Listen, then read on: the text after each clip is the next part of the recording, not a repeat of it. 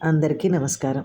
మనం ఈరోజు సౌందర్యలహరి నుంచి 6వ శ్లోకాన్ని పారాయణ చేసుకుందాం. ధను పౌష్పం మౌర్వీ మధుకరమయీ పంచవిశిఖా వసంత సామంతో మలయమరుదాయో ధనరథః తథాప్యేకः సర్వం హిమగిరిసుతే కామపి కృపాం అపాంగాత్తే లబ్ధ్వా జగదిదమనంగో విజయతే అంటూ శ్రీ ఆదిశంకరులు రచించిన ఈ సంకీర్తన, ఈ శ్లోకంలో ఓ హిమవత్ పర్వత రాజపుత్రి, పుష్పమయమైన విల్లు, తుమ్మెదల వరుసతో కూర్చిన అల్లెత్రాడు, లెక్కకు 5 మాత్రమే బాణములు, అంటే ఏమేం బాణములు కూడా చెప్తున్నారనమాట. కమలము, ఎర్ర తార్మర అంటారు మనం. రక్త కైరవము, ఎర్ర కలువ అంటారు. కలహారము, తెల్ల కలువ. ఇందీవరము, నల్ల కలువ. సహకారము అంటే మామిడి పువ్వు. అల్పాయుష్కుడు జడుడు అయిన వసంతుడు చెలికాడు. మలయమారుతమే రథము. ఏమాత్రమును సమర్థములు కానివి ఎగు ఇట్టి సాధన సామగ్రులతో కనీసం శరీరము కూడా లేని వాడయ్యును మన్మథుడు నిన్ను ఆరాధించి అనిర్వచనీయమైన నీ కరుణా కటాక్షమును పొంది ఈ సమస్త జగత్తును జయించుచున్నాడు కదా.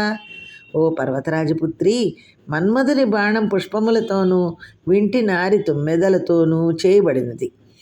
అతడు తన 5 పుష్ప బాణములతోనూ స్నేహితుడైన వసంతునితోనూ మలయమారుతమనే రథముతోనూ అశరీరుడైన కామదేవుడు ఈ చరాచర జగత్తును మోహింపజేస్తున్నాడంటే దానికి కారణం నీ చల్లని దృష్టి వీక్షణాలే కదా మాత. ఓ తల్లి, హిమవంతుని కుమార్తె ఓ హైమవతి, అనంగుడు ఉన్నాడే మన్మధుడికి శివుడి యొక్క దృష్టితో 3వ కన్ను తెరిచి భస్మం చేసేసాడు కదండి. అందుకని అంగాలు లేవు, శరీరం లేదు, కాబట్టి అనంగుడు అన్నారు. అనంగుడు ఉన్నాడే మన్మధుడు. అతడు పూలతో తయారు చేసిన ధనస్సు, తుమ్మెదలు వరుసగా గల వింటిత్రాడు మామూలుగా ఒక తాడుతో ఉంటుంది, కానీ ఇక్కడ తుమ్మెదలనే వింటిత్రాడుగా ఉన్నాడట.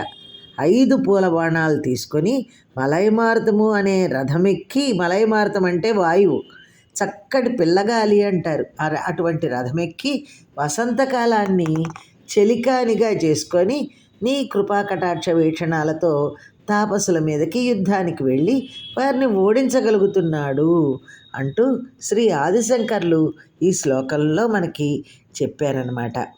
ఈ శ్లోకాన్ని నిత్యపారాయణ చేసుకునేవాళ్ళు పుత్ర సంతాన ప్రాప్తి కొరకు నిత్యపారాయణ గనక చేసినట్లయితే ఈ శ్లోకాన్ని బాగా వాళ్ళకు పుత్ర సంతానం కలుగుతుందని శ్రీ ఆదిశంకర్లు అనుగ్రహించారు.